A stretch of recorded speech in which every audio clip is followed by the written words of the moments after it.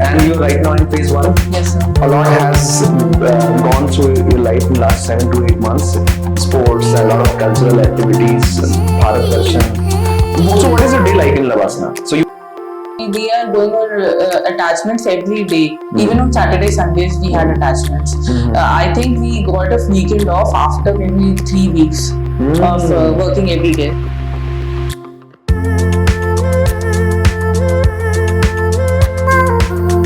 hello everyone, today is a very special occasion. We have rank 68 Anendya again with us. And why I'm saying again with us is because our association has been very long. She started out as a DNS viewer. Through DNS, she got to know about pre-parikshan. She appeared in pre-parikshan, got the scholarship and became the part of quality improvement program, and then eventually she got selected. Now, whenever Anendya, I talk about you and I mention you, maybe the rank 68 comes later, maybe IAS comes later, third attempt comes later, but first thing which I never forget to mention about you is that you're so humble. I mean, when you were aspirant, you had to be humble. You had no other option. But now that you are selected, you have an option of not being humble, not being so grounded. So I just want to ask where this grounded nature is rooted in. Is there like a particular reason? Sir, basically, IAS is basically you are becoming a public servant. Yeah. So in the job description also, you are working for the people. Yeah. And I think that brings the humbleness that you say.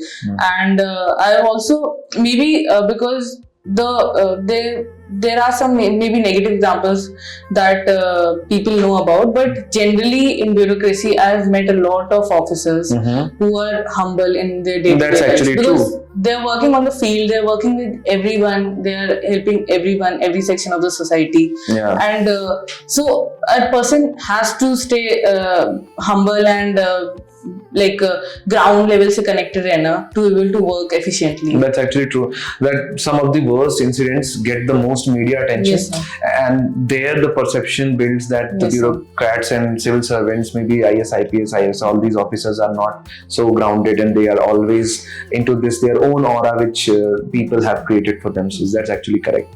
That's a very valid point that you have raised. But oftentimes what we have seen, for example, for me, the initial motivation to get into services actually came from my family members. So there are a few family members who are into services, and so I have watched them since my childhood. And so maybe you can say that the first instance which I can recall, which really got me thinking for that I will prepare for IAS, because that's how we know it, not civil service examination, was that I saw people and I saw the influence they had in the family and in the neighborhood and in the extended, overall area, and that was like, I want to be that person. I mean, to be really frank, that was the first motivation. It was only after I really started looking at social issues and I got aware about the society, that the later part of the motivation that I have to work for society came. So how was it for you? What was the series of events or what a particular moment where you decided that you want to become a civil servant? So I didn't want to become a bureaucrat since my childhood. I wanted to go into research and academics life. Yes, sir.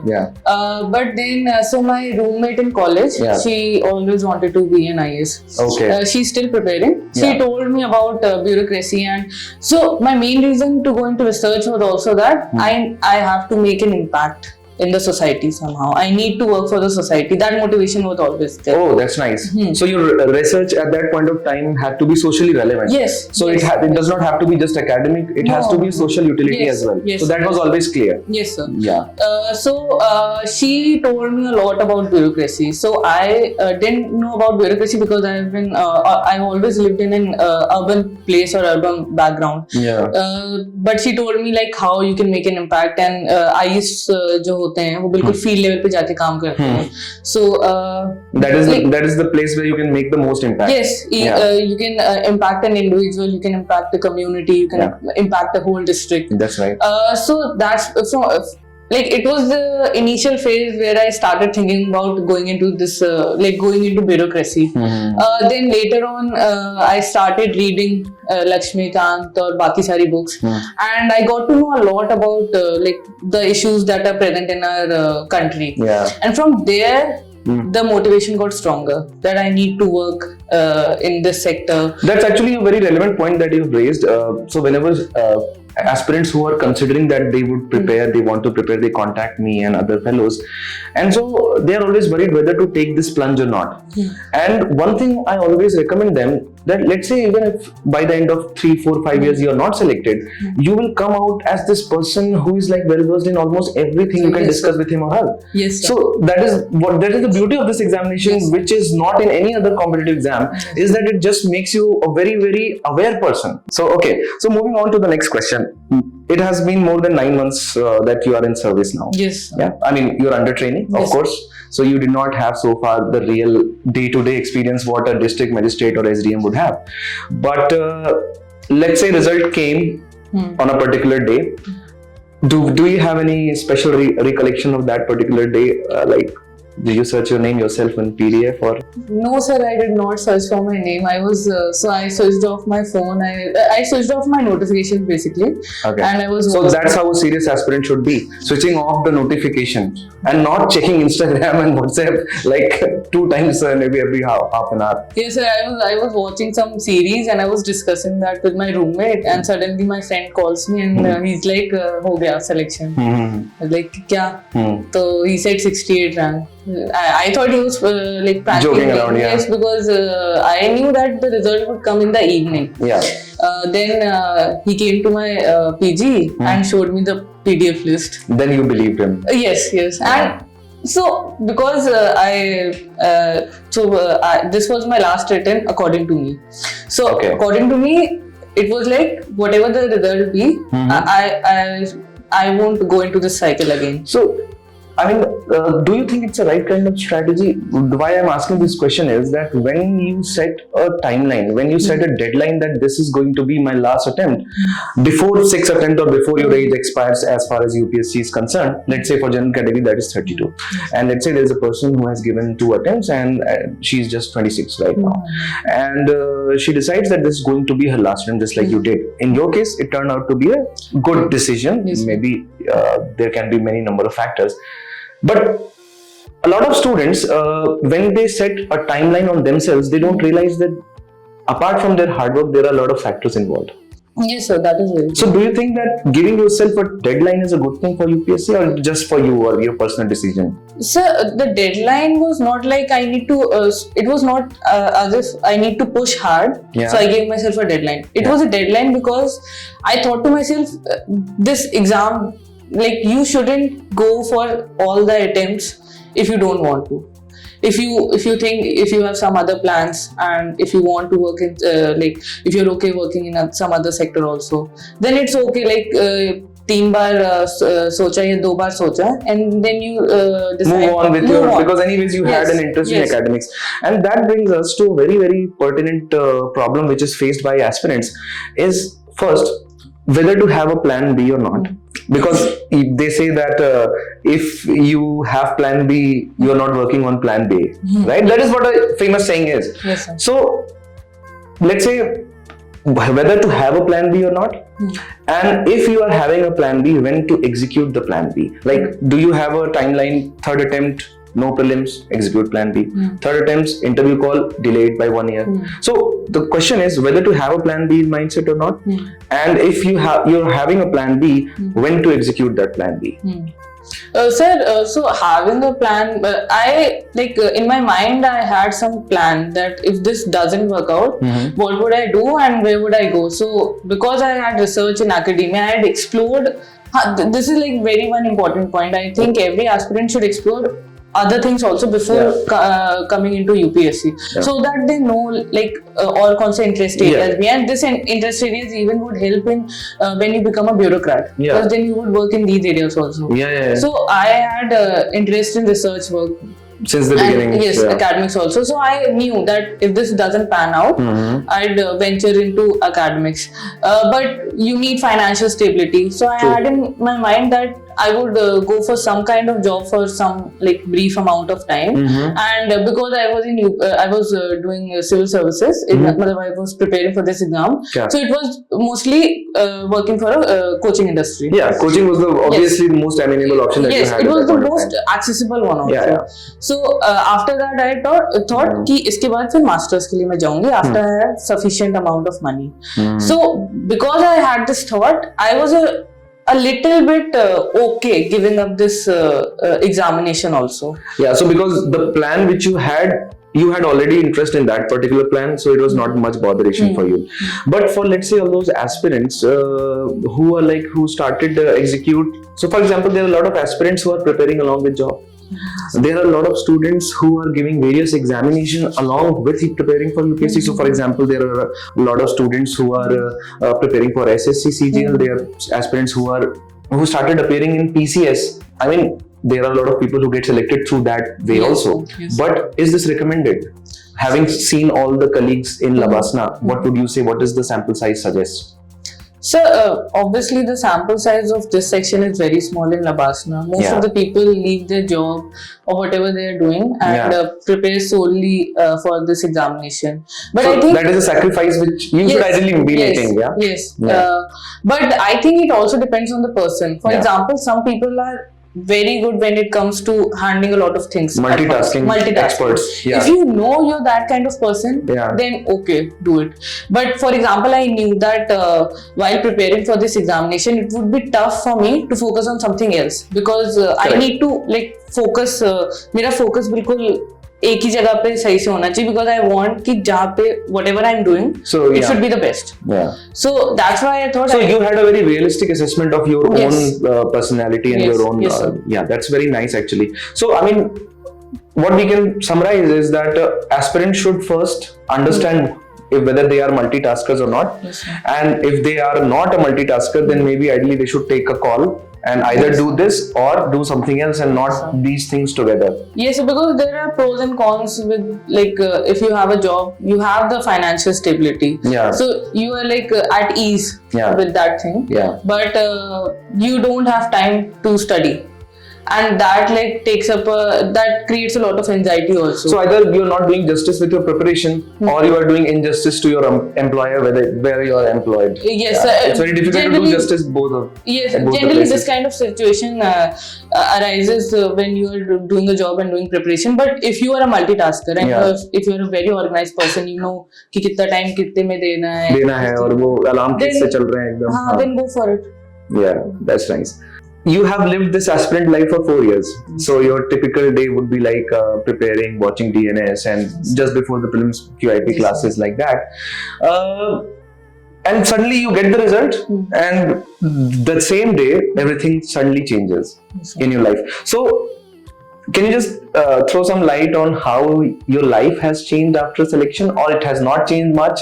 You know, a habit of always being in constant stress, in trauma, that I have to prepare. So if you do this for 6-7 years, then it takes a while for your body, for your mind to get adjusted to the new realities. Yes, sir. Yeah. So did it happen to you? Like, are you worried about this prelims? No, sir. Like, I am interested only because my friends are giving it. Otherwise, I have no knowledge of kya. So are you making notes for your friends? No, sir. Your friends are like, please do work for us. Sometimes they ask me, they sometimes send answers. They discuss with me something on the phone. And it is like a normal discussion. So they also. Are you charging some amount too? No, sir. That's fine. But it didn't the major thing that changed is that now because I have a job, I have financial stability. And that gives a different there is a peace of mind. There's a peace of mind. Yes. So did it come naturally or did it take some time to just get, I mean, has like becoming a civil servant sunk into your mind?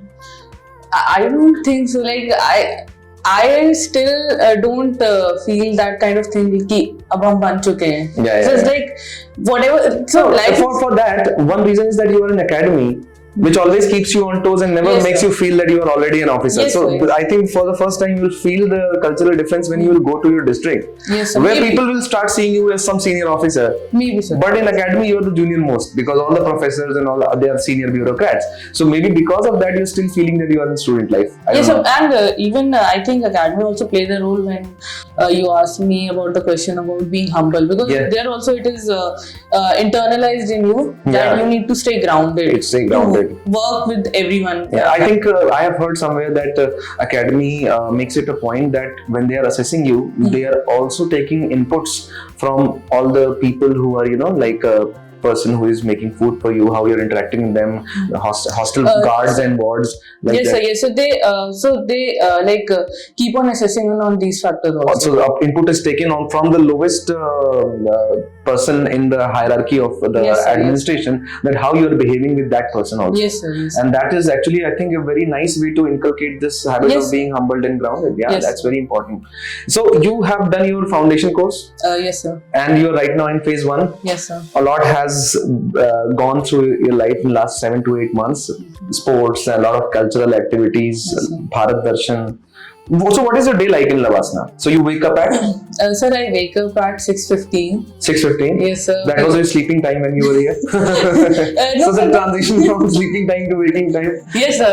So I used to wake up around 9 or 9:30 when I was preparing. Yeah. Now it's like 6:15. You have to wake up. Yeah. Because we have a morning activity, compulsory morning activity. Because there's a lot of focus on your physical and mental health also in the academy. So that basically they're training us because it's a very stressful job. Obviously. So you need to focus on your physical and mental health also.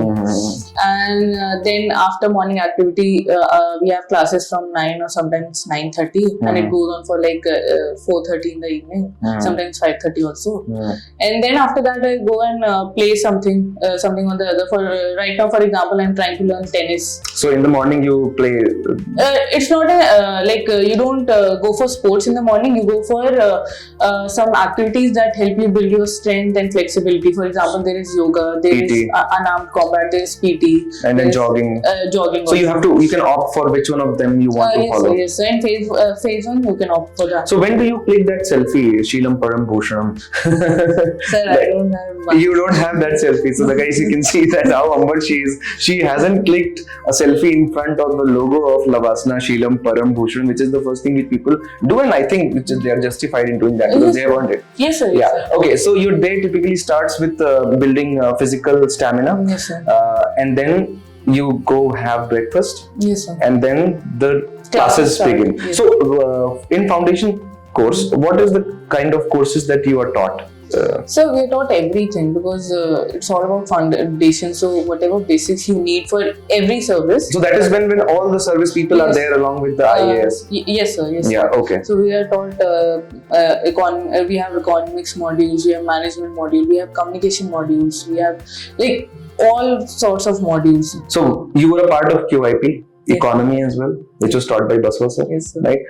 So when you what was academy able to add something else, or was it just like a preliminary basic GDP and inflation? No, sir. Obviously, there was something extra in every module that we were taught. So when you prepare for UPSC, the basics that you learn, it actually helps to understand the advanced level. For example, for economics module, there were people who came from World Bank also. Oh. So they were teaching us a lot about market and something like related to markets. So I had knowledge from economics watching QIP, everything like inflation और बाकी सब भी जो macro targets होते हैं हमारे. Monetary policy से लेके fiscal policy तक so सब. it becomes very easy to understand. Very easy to understand. So obviously, and so all those people who are sitting in that lecture hall obviously have good command over almost everything. So it comes very handy. Yeah, that's true. So, but whatever is being taught there, do you think it's relevant in running day-to-day administration of a particular district? Yes, sir. Because so, for example, in foundation, it was basics plus advanced, very little bit of advanced because it's foundation classes. Yeah. But when you transition into phase 1, it becomes very specific. to whatever service. So which you are going through right now? Yes, sir. Okay. So it is relevant with like it is present all across the services. So whatever service you are in, the courses become very specific to that service. So like, what are the courses that you're going through right now, if you can reveal them? Sir, again, it's we have law modules, we have economics modules. The modules remain same. Now the things we are taught, it is also. So for example, you will be specifically taught about revenue administration. Yes, sir. Which is not relevant for maybe other services, but very relevant for you. Yes, sir. Yes, sir. So some very specific acts where SDM or DM have to like play a very important role. Have to exercise their discretionary power. Yes, yes, sir. So and also we get a lot of field level inputs. What should be done. So these kind of things happen. Yeah. So in between the foundation course, I have heard that there are a lot of mountain visit, trekking, and then rural visits where you guys are taking to a particular village in all the, I think all states are covered. Yes. Then you also go through Bharat Darshan. Yes, sir. So let's start one by one. Did you go to mountain trek? Yes, sir. Everyone has to go for Himalayan trek. Yeah, Himalayan trek. Yes, sir. It was like every group is divided into like 20 or 22 members are there, and different trekking routes we are sent to. And I went to trekking route in Uttarakhand. Uttarakhand. So where exactly did you go? Sir, it was Kumaon or Garhwal? It was Garhwal. Garhwal, okay. Yes, it was near to Badrinath, Joshimath, Oli. नहीं sir एक मुझे याद नहीं आ रहा है. So you are clearly not a mountain person. Kumaon में था sir, Garhwal में नहीं था सर. गढ़वाल से कुमाऊं. इतना जल्दी ज्योग्राफी मैप लोकेशन नहीं भूलना है आनंद्या. बिल्कुल ही याद नहीं सर. Okay. मुझे बस कुमाऊं में रहा होगा तो क्या रानीखेत से ऊपर कहीं मुंशियारी? हाँ मुंशियारी गए थे मुझसे. एक स्टॉप था. So guys, that is the kind of learning you do as an IAS officer. You start deleting unimportant things as soon as you get selected. So obviously map location is something which Google can teach you, so you don't need to allocate separate gigabytes for it. That's a very nice thing you're doing. Okay, so how was the experience of Himalayan trek? Sir, did you get to stay in camps?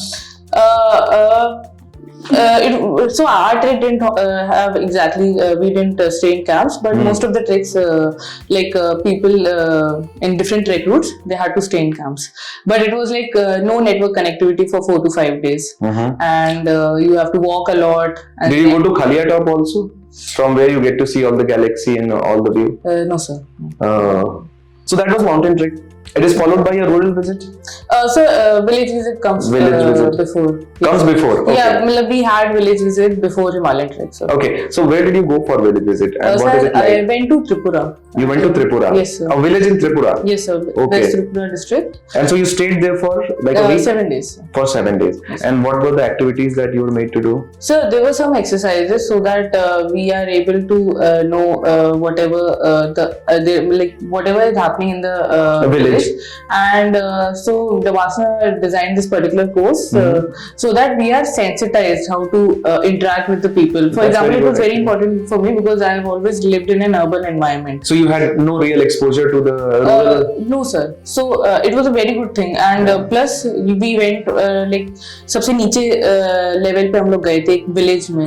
So it also gave us exposure to how an administration works. Because you will be at the top of the chain always. You will join as an SDM. Yes, sir. And so beneath that you have Tehsildar, and below that you have block development officer. Sir. Then you have Patwaris. Yes, sir. At the very and then of course the Sarpanch of the village. So you interacted with all those people and. Yes, sir. It was we talked especially with the Sarpanch and Gram Sabha members. Yeah. We talked a lot, and it was very helpful because we got to know a lot about what is happening in the village. What are the aspirations of the people. So don't we cover everything in QIP related to rural areas? Yes, sir, but it gives you a different perspective when you go in the field. Yeah. When you are reading something from lab to land. So from academics to the real practical problems that they are facing. Yes, sir. So has it changed your perspective about rural India? Like you had particular conception in your mind about how rural India is. And did you have any conception of rural India? No, sir. No. In general, because maybe because I have only been to rural India once before this going to village the course. visit. Yes. But the people are very, very nice and very sweet and very accepting. So it was a very humbling experience. Humbling experience. Yes, sir. Yeah. So in urban areas, like everyone is rushing after their lives. Neighbors do not know each other much. Yes, sir, especially- there is that component in So the urban first, area, I but think in the first rural- cultural shock you see is that everyone knows everyone in the village. yes, sir. Yeah, they are like socially linked since generations. Yes, sir. So for some people it's a nice experience, but for others it could be too much intrusion into their personal lives. Sir, everyone there in the village wanted to interact with us because. So you got to interact with the villagers also. Yes, sir. Yes, sir. So village visit was done, and then it was followed by Bharat Darshan.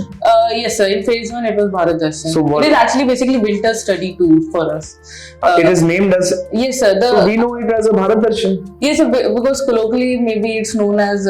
So nowhere did you find the reference of Bharat Darshan? No, sir. Officially and during our course also, it is said to us that it is a winter study tour because we are not just roaming around; we are going for attachments in these places. Bharat Darshan makes it sound like you're just having fun at like 5-6 states and just going to tourist places. It's No, not sir. like. We are going for attachments every day. Even on Saturday, Sundays, we had attachments. I think we got a weekend off after maybe 3 weeks of working every day. So it's very strenuous, like waking up and. So how's it like? So where did your Bharat Darshan or winter study tour start? So it started in December only after FC. Yeah, and what was the first place you? See, sir, we go for army attachment. Everyone goes for army attachment in the first week, and there we learn about how the army lives in such difficult areas. So you went for army or BSF attachment? Army Sir, attachment. it's army attachment. So you must have gone Basically, we to have attachment. LOC or LAC. Where did Yes, you go? it was in Jammu sector. Yes. And so did you really go to the bunkers like just beside the line of control, or Sir, I think. you cannot reveal that? Okay, that's fine. So how was the experience of living with army for like? Sir, it is. I think it was very important because we got to know how hard it is to live in. Is it really hard over there? Yes, sir, it is because you are always under constant threat Of being attacked. Yes, sir, and obviously the conditions present there are tough because it's a mountainous region. Yeah. And it's very cold also. Plus, you are far away from your family. And logistic support is so difficult. I mean, Sir, they are developing a lot of new technologies and they have their own systems for this logistic supports. But I think it was very important to get to know the realities of the armed forces. And after going through so much of hardship, even then you will find all the army men happy and casually joking about their situation or whatever. I have also interacted with some people who are posted on line of control, and they don't look like they are posted there. It looks like they are posted on Delhi Noida border. Always motivated. Like they are always. That's altogether different mindset. Yes, sir. They have a very different mindset, and also the biggest thing I learned is to be organized. Like they are always organized, and that is a very good thing. That shows how disorganized you were when you were preparing. Yes, sir. I mean, I improved myself while I was preparing for this examination. Okay. Yes, so I also organized myself, and seeing the army men so organized, it gave more motivation to more organized. Yeah, that's true actually. So after the army attachment, where did you go? So we went for island attachment. So we went to Andaman. Andaman. Yes. Okay. Like we were also told about how the tribes there live, and we went to museums also there. So it was basically how the administration in islands work. We were taught about. Okay. Is it very different from how it goes in India? Apart from being a union territory, is there a major difference in the administration in Andaman? Not as such, right? Obviously, it was like only for 4-5 days we were there, but it was a normal administration how you administer other areas also. Right, and then it was followed by? Sir, we went to then Visakhapatnam for our naval attachment. Then after that we went to Odisha and Chhattisgarh then Hyderabad. So basically covering eastern part of the Yes, country. eastern part of the country. So basically the group is divided into many, the batch is divided into many groups, and then each group is sent different across different destinations in the country. Yes, sir. All right. And everyone has to cover the major attachments that are there. It's just that it would be different place for So the attachment, by attachment you basically mean that so when it is naval attachment, you will be with Navy Yes, and sir. spending days with the officers Yes, over sir. there and understand what they Yes, what sir. they do and how Yes, they. sir. Okay. So So the attachment with these three forces is an important aspect in Bharat Darshan. that is actually very important because district administration, especially in border areas, requires day-to-day coordination with either of the armed forces, whether Yes, it is sir. Navy, Air Force, or Yes. and in disaster management, it comes very handy Yes, sir. when you have interacted with them a priori. Yes, That's sir. actually very good. So when I think of the whole training, so this is phase 1. Now you will go for district Yes, sir. administration, like on the job training, Yes, sir. which will be in either in Assam or in Meghalaya. Yes, sir. So when is it going to start? So it would start in May, end of May. And it is going to be for 6 months. No, sir. It is for 1 year approximately. On the job training is Yes, for 1 year, Yes, sir. where you will be deployed into various functions where the state academy decides you to have an experience. Yes, sir. That's very, very nice.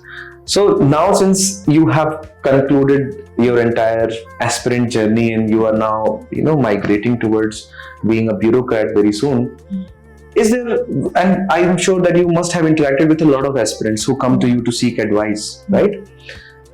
So of course, I understand that it's very difficult for selected students to, give generalized advices. But there are few things which I think is a must do, and there are few stuff which is must not do. I think we can all agree some of the basic must and must nots, right? Yes, sir. So for example, not doing a writing practice is a strict must not. Yeah. Yes, sir. I mean, of course, you will find some people who have not done writing practice but still made it. But then this is the most common and easiest way to get selected is to do answer writing. Yes, sir. So, Sir, I think idealizing someone who got selected and like getting too much attached to the process, not process, but the end outcome. Not outcome also, sir. But for example, you are dreaming a lot about going into LBASNAA instead of going into the service. Yeah. And then you are idealizing people who got selected as if they are some celebrity. I think that culture should So be has stopped. it ever happened to you that you were treated like celebrity? Yes, sir. And because I think people forget that we are also normal. We were also normal aspirants, and basically hard work and luck helped us to get into the list, and a lot luck is involved a lot in this exam. That's true actually. So I think we should not idealize someone, because then you stop seeing the difference that you have with that person. Or for example, I said ki I want to focus in one thing. So I used to read one book at a time only. But there are some people who might get bored. Yes. And so they would just switch off from polity to economy in the same day. Yes, they need 2 subjects Yeah. to read in one day. So, for example, but if someone starts idealizing me because I got selected in this exam And start deciding their day pattern on basis Yes. of your interview. yes, which Then is not good. It's injustice to their own Yes. preparation. Yeah, that So is I correct. think you should treat everyone equally. And also, I think aspirants somehow don't realize that when you were aspirant, you were totally cut off from LBASNAA. Yes, sir. You were not watching documentaries on No, sir. LBASNAA. You were not going on Instagram and Yes, sir. following. Maybe you did not have. You even do not have Instagram right now. No, sir, I have. I just don't use it. You don't use it. So, I mean, I see a lot of aspirants following 400 selected successful people and liking each post. Yes, sir, because then you are deviating from the work or the way your focus should be. Where your focus should on be. preparing for the examination. That is correct. And also, your end goal is not going into LBASNAA. Your end goal is going into the service and working for the people. That should be your main goal. Because if someone just has this end goal of going into LBASNAA, तो फिर उसका selection होगा. तो फिर तो खत्म हो गया. Motivation अब क्या सारा करें खत्म. life में? हाँ. Yeah. So this should not be there, I think. That's actually very true. So Anendya, you are going to LBASNAA today itself? Yes, sir. You have a train in the evening? Yes, sir. Yeah. So you will commence with your phase 1 from tomorrow, Yes, sir. which is Monday. Yes, sir. So it has been such a good association with you, starting from DNS, transitioning into QIP, and then later on becoming a part of RNI for very brief period of time. And we are very, very thankful the kind of insights and feedback we got from you.